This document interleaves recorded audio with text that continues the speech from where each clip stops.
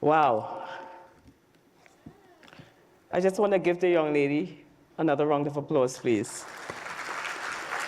I should have spoken before her.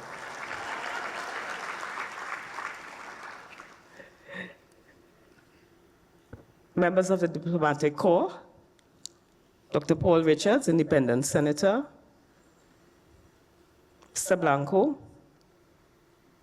Mr. Niles and Lisa, Mrs. Sharon Rowley, guest of honor, guest speakers, members of staff of the Ministry of Social Development and Family Services, specially invited guests, members of the media, ladies and gentlemen. Today, as I stand before you and look into the sea of faces, I am reminded of a statement from the late Maya Angelou, who said, and I quote, "In diversity, there is beauty, and there is strength." Globally, some people with Down syndrome are denied independence to make decisions about their own lives, quality education, good health care, and the opportunity to work and earn their own money. Yet, year after year, members of the Down syndrome family network in Trinidad and Tobago show up and show off, reminding us that inclusion in the truest sense adds value and diversity to our society. At the Ministry of Social Development and Family Services, this serves as added encouragement to us to pursue policy, comprehensive anti-discriminatory law, strategic investment, consultation, and collaboration, which set the foundation for a Trinidad and Tobago where inclusion should not just be a concept. To this end, Trinidad and Tobago has in place the following: the Equal Opportunity Act, which addresses disability rights, and this act brought into effect the Equal Opportunity Commission that is mandated to eliminate discrimination, receive and investigate complaints, resolve complaints through conciliation, and refer complaints that cannot be resolved through conciliation to the Equal Opportunity Tribunal. And of course, we heard Dr. Paul Richards state that it is not enough. Trinidad and Tobago also ratified the UN Convention on the Rights of Persons with Disabilities almost a decade ago. And there's a national policy on persons with disabilities which speaks to the creation of a physical and social environment that fosters accessibility, integration, and full participation of persons with disabilities. However, the ministry knows that it is imperative to go one step forward. Therefore, we spearheaded the Trinidad and Tobago Persons with Disabilities Bill, which is prepared and is now ready, subject to a final analysis between the policy and the bill. And I think we deserve a round of applause for that. So I would like to say to the advocates and to Dr. Richards and Mr. Niles that there will be no need to call for this legislation because it is ready. The ministry sought and received the views and comments of civil society, the Law Association of Trinidad and Tobago, the Equal Opportunities Commission, a number of government agencies and state enterprises, inclusive of the Ministry of Education. And of course, we also had comments from persons with disabilities. And we have incorporated that feedback in the legislation to ensure that the bill in its current form is fit for purpose. And permit me to outline several key areas that this bill addresses. National acceptance of persons with disabilities as part of human diversity and humanity. Full consideration and accommodation to the diverse needs of persons with disability. Freedom from discrimination, equality of opportunity, and just treatment and processes.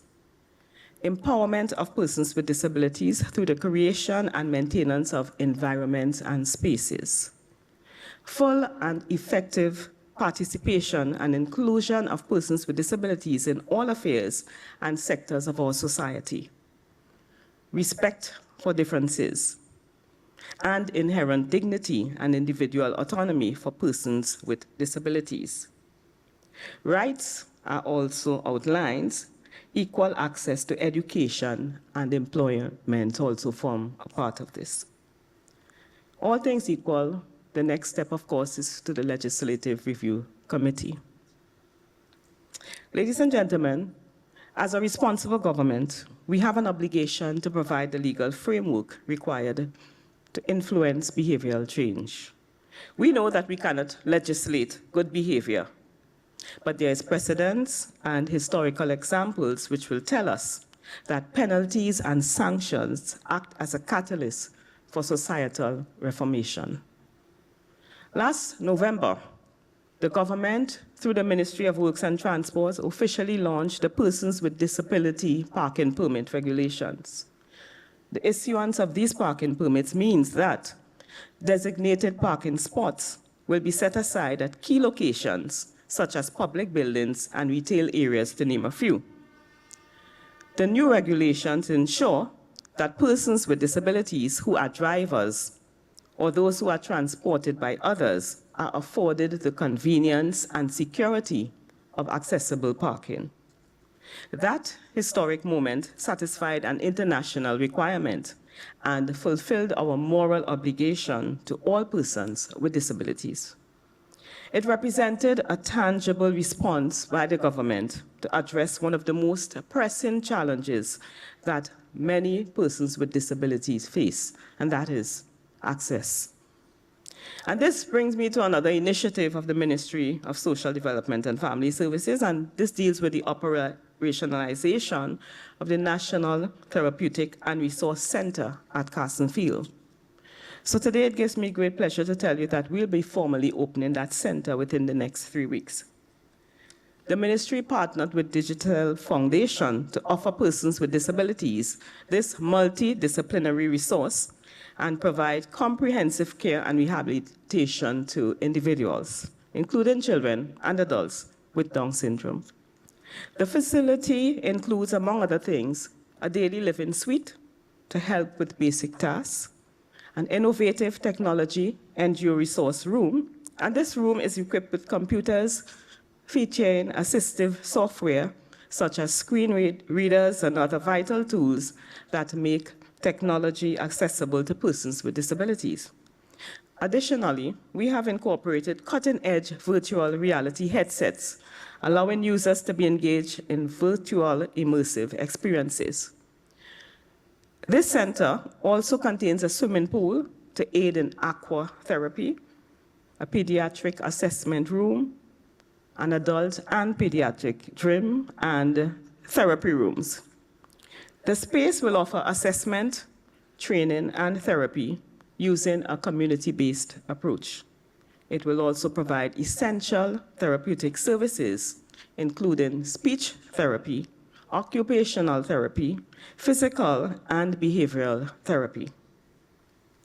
And in fiscal 2024, our Disability Affairs Unit and our Social Investigation Unit of the ministry collaborated to assess the grants and services available to persons with disabilities in order to ensure they achieve their intended purpose. These findings will guide future initiatives and will also be useful in identifying gaps in the quality of service and delivery to persons with disabilities. So, ladies and gentlemen, I can report that a total of 21,639 persons benefited from our disability assistance grant in fiscal 2024, with 1,031 new persons added last year. A total of 3,897 persons benefited from our disability assistance grant for minors, with 561 children added as new clients of this program last year. The ministry also collaborated with the Public Transport Service Corporation for free bus passes for persons who receive the disability assistance grant. And we spent $415,677, which we paid to PTSC. Moreover, the ministry is preparing for the pilot launch of our integrated social enterprise management system. And this system offers a modern, inclusive approach to social service delivery and will eliminate unnecessary delays and bureaucracy while decentralizing and automating the process.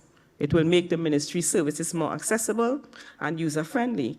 And we are proud of the fact that this initiative speaks directly to this year's World Down Syndrome theme, improving our support system, because this will allow persons with disabilities to stay in the comfort of their home and access the suite of social services available at the Ministry of Social Development and Family Services.